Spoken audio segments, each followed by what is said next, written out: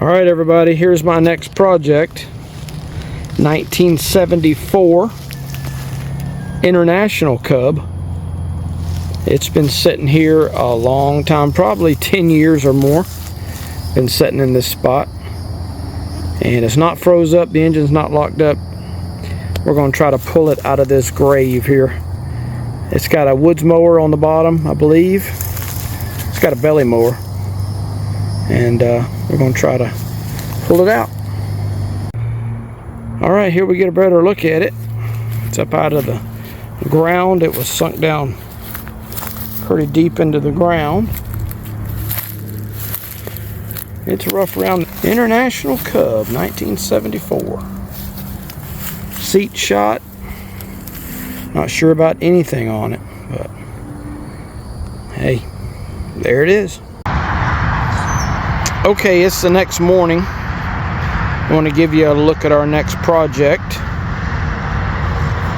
Kind of give you a close-up. I'm getting some glare this morning, but it's got a woods mower, belly mower underneath it. Seat is destroyed. Tires held up pretty well overnight. First step I'm going to do is get this mower out from underneath it before I get it in the shop when I got more room out here to work. The mower deck is not froze up. It spins freely. It has a 12-volt generator underneath the hood here.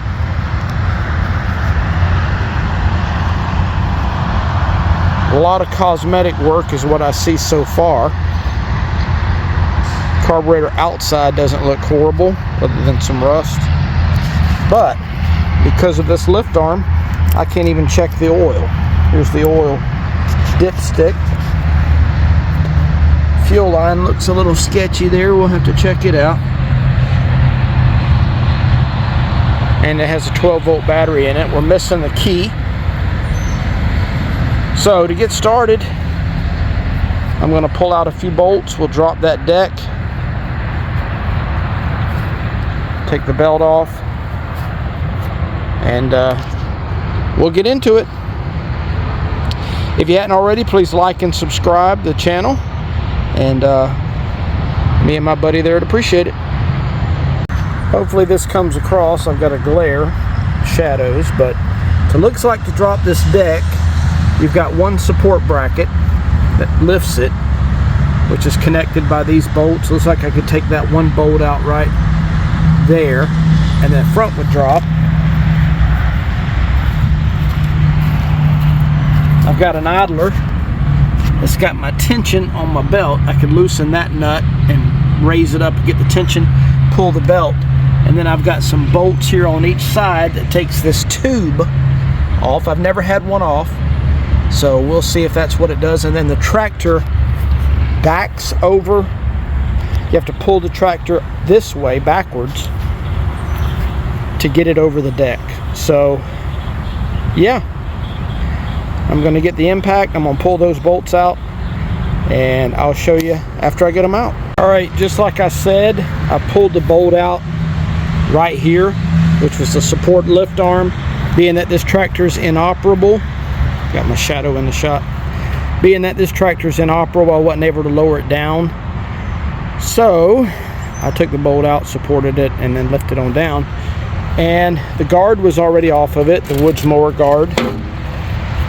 Came around here, loosened up one of the idlers, got me some slack in the belt, took the belt off the front, off the deck, and then took it off the back pulley.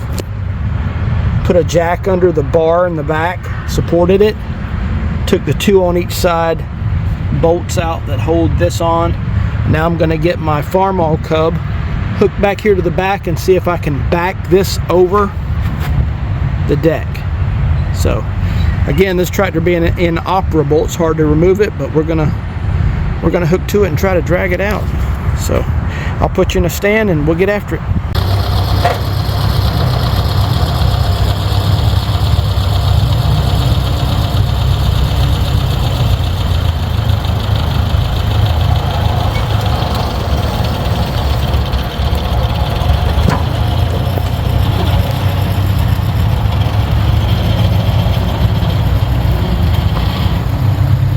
as you see, that worked pretty well. I was able to get the whole assembly out. That's some Woods mowing deck, belly mower deck for it. I'm assuming it's the same year, 1974. And we were able to get the tractor freed up. So I'm gonna pressure wash it. I'm gonna move that Woods deck. I'm gonna get my pressure washer out and I'm gonna go ahead and pressure wash it, which will make it a little nicer to work on. Then I'm gonna pull the hood. And for those of you that don't know, the tank is made into the hood. And I'm gonna pull the hood. That'll give me access to the engine. I'm gonna pull the spark plugs and put some blaster down in there and let it sit. Okay, after much work and grinding and I got the tank off. So I've exposed spark plug holes, but there's a lot of dirt. So what I'm going to do is I waited to pressure wash it till I could expose all this. I'll get it outside, get it pressure washed, get it back in here, take the spark plugs out, put some penetrating oil in there, and I got some help showed up, and there he goes. Alright, so we'll keep moving forward. I want to try to get this engine freed. It turns, but I don't want to turn it over without really making sure the cylinders are not full of rust. So we'll see what the spark plugs look like after we get it pressure washed. Alright, before we get it pressure washed, I'll give you a closer look at what we're working with here. Seat rotted, battery box partially rotted, brake pedal stuck in the down position, dirt and grime, 12-volt generator system, a little bit of green on the front of the radiator. I don't know if that means a leak, usually does. Froze up cultivators, tires that are in bad shape. Hopefully the rim's not completely rotten. Bent tie rod. Tires are in rough shape. The rear tires are a little bit better, but not much. Yeah, big job ahead of us. Carburetor choke shaft is froze up. Carburetor throttle plate is froze up. We're going to pick away at it. We're not in any hurry. But I will today get it pressure washed, and I'll bring you back and see what it looks like cleaned up. Alright, let me give you an update. I got out here and I pressure washed a lot of the grime off of it. And I pulled the spark plug out of it. And turned the crank. I'm getting no compression on any cylinders. And as I look in the spark plug holes, every single cylinder has a stuck valve.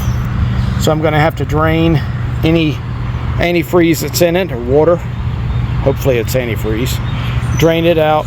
We'll pull this head off and see if we can't get those to go back in place. So I'm outside now. When I'm turning the crank, the starter Bendix is stuck engaged. So I'll go around there and pull the starter off and we'll take a look at it. Okay, so to remove the head, I've got to pull off the I guess intake manifold. No. Got to pull out the intake neck for the radiator. Output neck, I guess. I don't know. The neck of the radiator. I got to drain coolant, and it's that right there. So we'll pull that, get a container, and get all the either antifreeze or water out of it. This is Florida. We don't get a lot of freezes, so it could be water. Okay, I've taken all of the head bolts out except the throat bolts. I've got to take the air filter assembly off so that I can get in there. Once I get the head off, I'll show you what I find underneath. Okay, I lifted the head off and I want to show you. We got stuck valve, stuck valve, stuck valve, stuck valve. There's no compression in any cylinder. The water that you see is what was in the cooling system. There's no antifreeze. antifreeze. So that leaked into the cylinders. I'd filled them up with a blaster. Going to get the shop vac and clean all this out, but there is a huge amount of carbon. There's a carbon ring. I don't think this has ever been apart. The yellow stuff is the paint that flaked off of the head bolts and dropped down in there. I'll get my shop vac out, we'll clean it up, then I'll get the wire wheel and we'll start trying to loosen up these valves. So I'll get you in a stand for that process. Okay, I have not cleaned anything out of here. I wanted you to see it just like I found it.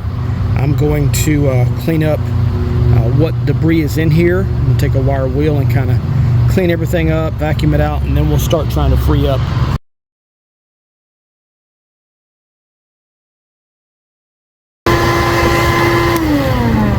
Okay, hopefully you got a better look at that now. I'm going to turn the engine over so you can see what the valves are doing.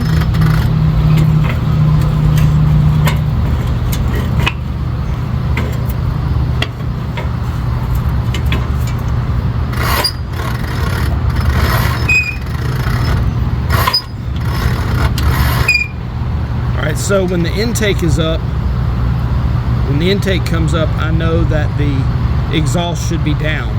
So I'm going to hit it with some blaster down the stem. I'm going to take a brass hammer and see if I can tap it down.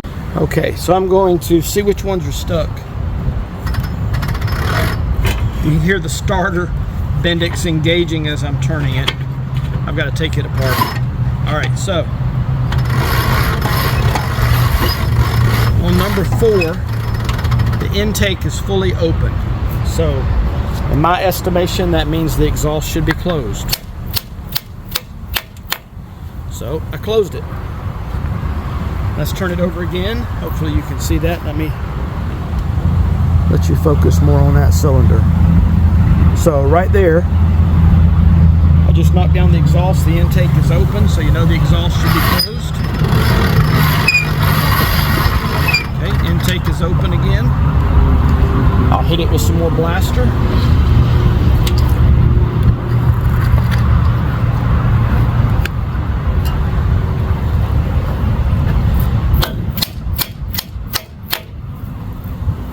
Alright, brass hammer. Let's go again. Okay, intake is open. Let's go again. It has not started to drop on its own.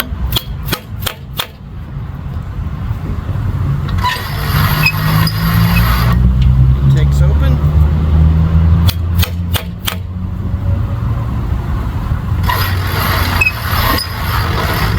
Intake is open. So now I'm going to get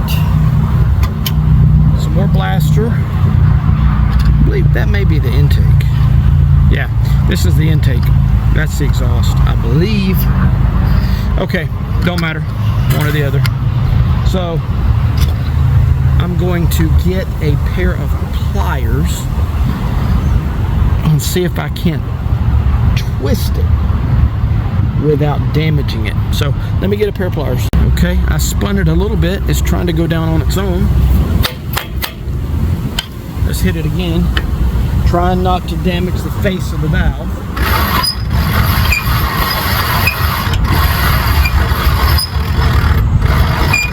Intake is back. The non-stuck valve is back open. I believe this is the exhaust valve over here, so I believe that's intake. We'll hit it with some more blaster. What I was doing was, I'm not recommending you do this, but you can. Get that. See, it's already starting to go down on its own. Get that blaster worked in there. Let's see what it does now. Almost went down. So we're going to do that a little bit more. Oh, it did go down. It just dropped down by itself. Let's try it again. Look at there.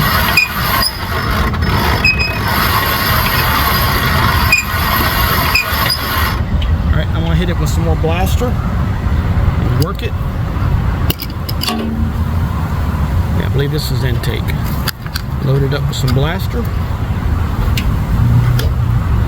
Give the valve spring a chance to bring it back.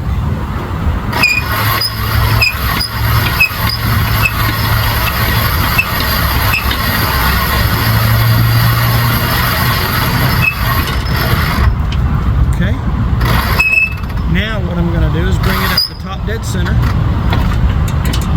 It should be right there, both valves closed.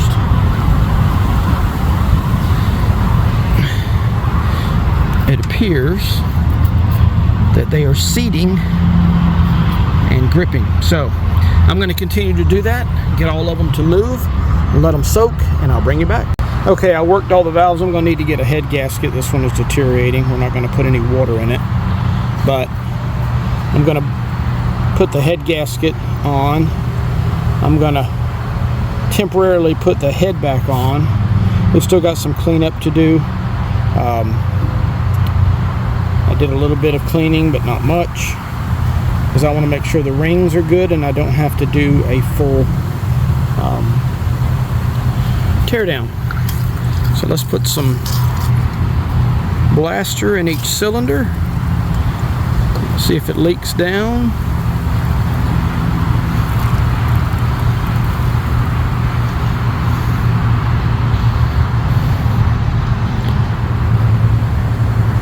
Well, it's not leaking down right away on those. I'm going to put the head back on it, put the head bolts back in it, and we'll turn it over and see with a compression tester how much compression we have. But let me show you. I'm going to make a mess now that I put that in there, but I want to show you that all the valves are opening and closing.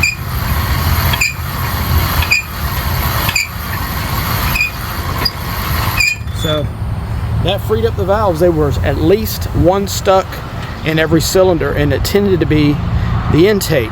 Now, one thing about this 1975 International Cub compared to my 1952 Farmall Cub is the exhaust goes out the back and the intake is not open directly to rain. But I guess just the atmosphere caused them to rust up. Like I said, it's probably been at least a decade or more since this was run. So I'll get the head back on it and we'll see if we have any compression. Okay, I definitely need to flush out the radiator. I definitely need to flush out the radiator. I can't get the drain out, but when I pulled the head, I just set the head, the air filter assembly, and the radiator neck here on the back so I could get at the valves. But I want you to see something that I just saw. Hopefully it's picking it up. You see this? That's rust. That's supposed to be clear so water can get through it. And that is caked. Let me get you closer. Maybe you can see it. That is blocked completely with rust. So that's not good. All right, we'll keep digging. Well, this is about as good a place to stop as any. I'm still not getting a whole lot of compression, but I am getting some. The starters over there on the bench, it didn't want to work.